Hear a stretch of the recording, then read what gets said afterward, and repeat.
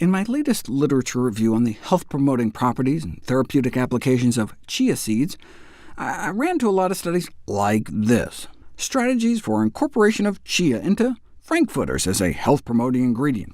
After all, in recent years, we've seen an increasing pursuit of healthier lifestyles, healthier dietary habits. In response to this, there's been a great deal of interest in compounds originally present in plants to provide health benefits in real foods like hot dogs. And indeed, reformulated frankfurters with chia contain significantly greater amounts of plant protein, fiber, minerals. In fact, given this new nutritional profile, such hot dogs could qualify for labeling with a variety of nutrition and health claims. And what do you know, the chia-enriched restructured pork affects aged rats fed bad diets, so let's slap on a health label. Chia has been eaten for thousands of years, so that would suggest it's at least safe to eat, but does it have any special benefit? It's certainly nutritious, got lots of fiber, antioxidants, black chia seeds, perhaps more than white.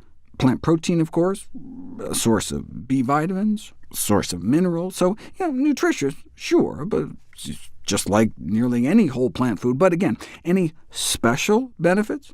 There's all sorts of claims out there by people trying to sell you chia seeds, but to definitively establish their actual beneficial effects, we need a little something called scientific evidence, instead of just cultural tradition, personal beliefs, or inaccurate advertising, which is a redundant term if I've ever heard one. For example, there are about 50,000 videos on YouTube on chia seeds and belly fat. But what does the science say? Dietary chia seeds does reduce belly fat in rats, does apparently reduce the weight of chickens. Evidently, people don't like smelling or tasting fishy chicken, so by feeding chickens chia seeds, you can boost their omega-3 levels without it turning into funky chicken. But what happens if you just cut out the middle hen and eat chia yourself? What happens if you add a teaspoon or two of chia seeds to yogurt as a snack?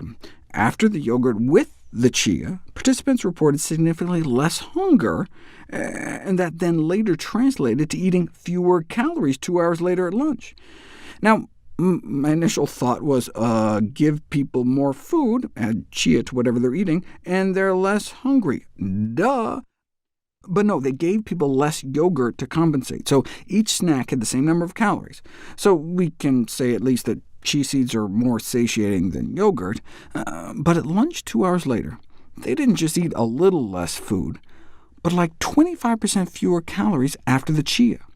A teaspoon of chia seeds only has like 50 calories, yet they ended up eating nearly 300 calories less at lunch, way more than compensating. So if you did that every day, ate some chia seeds as a snack, and 1 teaspoon seemed to work as well as 2, you'd expect to lose weight over time.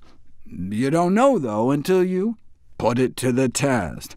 Subjects were randomized to a whole tablespoon of chia seed twice a day for months before the first and last meal for 12 weeks, and they found chia seed does not promote weight loss after all. Well, we know from the flaxseed literature, if you give people muffins made out of whole flax seeds, they don't seem to really absorb all the benefit compared to ground flaxseed muffins. And the same appeared to be true with chia seeds. Eat whole chia seeds for 10 weeks, and no increase in short-chain omega-3 levels or long-chain omega-3s, but eat the same amount of chia seeds ground up, and levels shoot up.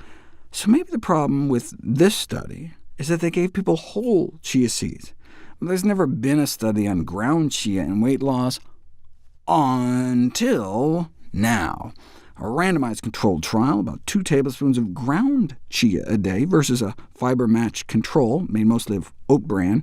That's how you know it wasn't funded by a chia seed company, because they put it head-to-head against a real control, not just a sugar pill or something, to control for the fiber content.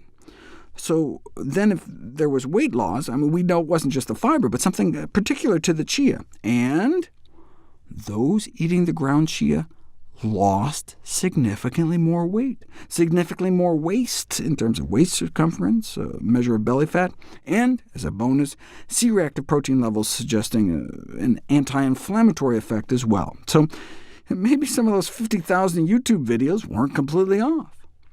There is one form of chia powder I'd stay away from, though. I've talked about using chia gel to replace eggs or oil in baking. You mix a teaspoon of seeds with a quarter cup of water and let it sit for half an hour. Certainly a way to lower cholesterol, but here you are cutting down on your salmonella risk, and there was an international outbreak of salmonella linked to sprouted chia seed powder. Sprouting can create an ideal environment for bacterial growth. 94 people infected across 16 states. Granted, not as bad as salmonella-tainted eggs, which may sicken 79,000 Americans every year, but still, I would recommend staying away from sprouted chia seed powder.